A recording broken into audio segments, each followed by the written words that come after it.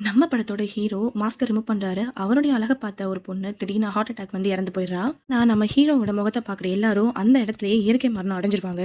கொஞ்சம் வருஷத்துக்கு முன்னாடி நம்ம ஹீரோ பிறக்கும்போது 3 டாக்டர் இருந்திருப்பாங்க. அந்த 3 டாக்டருமே அந்த இடத்திலேயே இயற்கை மரணம் அடைஞ்சிருப்பாங்க. நம்ம ஹீரோவோட அம்மா, அப்பா என்ன பண்றாங்கன்னா, இவருக்கு ஒரு சன்கிளாஸ், முகத்த சுத்தி கட்டு இது மாரி போட்டுட்டு ஊருக்கு ஒதுக்குப்புறமா இருக்கிற ஒரு வீட்ல போய் தங்குறாங்க.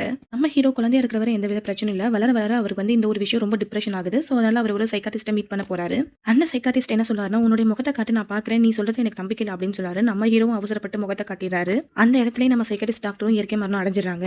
ஸோ அந்த இடத்துக்கு வந்து இன்வெஸ்டிகேஷன் பண்றாங்க. ரிப்போர்ட்ல கூட அவர் வந்து இயற்கை மரணம் தான் அடைஞ்சிருக்காரு அப்படின்னு சொல்லி வந்திருக்கு. போலீஸும் நம்ம ஹீரோட அம்மா, அப்பா கிட்ட இப்போதைக்கு உங்களுக்கு பிரச்சனை இல்ல, நீங்க கிளம்பலாம். ஆனா எந்த ஒரு இடத்துல இயற்கை மரணம் அடைஞ்சாலும் அந்த இடத்துல உங்க பையன் இருக்கிறான். ஸோ உங்க பையனை பத்திரமா பார்த்துக்கோங்க அப்படின்னு சொல்லி போலீஸும் அனுப்பி வச்சிடுறாங்க. அது மட்டும் இல்லாம நம்ம ஹீரோ முகம் ஃபுல்லா கட்டு போட்டு வச்சிருக்கனால இவர் கூட எந்த ஒரு பொண்ணு டேட் பண்றதுக்கு வர மாட்டேங்கிறாங்க. இந்த மாதிரி ஒரு அழகான ஆபத்தான முகம் உங்களுக்கு கிடைச்சிச்சுன்னா நீங்க என்ன பண்ணுவீங்கன்னு கமெண்ட்ல சொல்லுங்க. இந்த குட்டி ஸ்டோரி உங்களுக்கு ரொம்ப பிடிச்சிருந்துச்சுன்னா கொஞ்சம் சேனல் மட்டும் சப்ஸ்கிரைப் பண்ணிடுங்க. Thank you bye.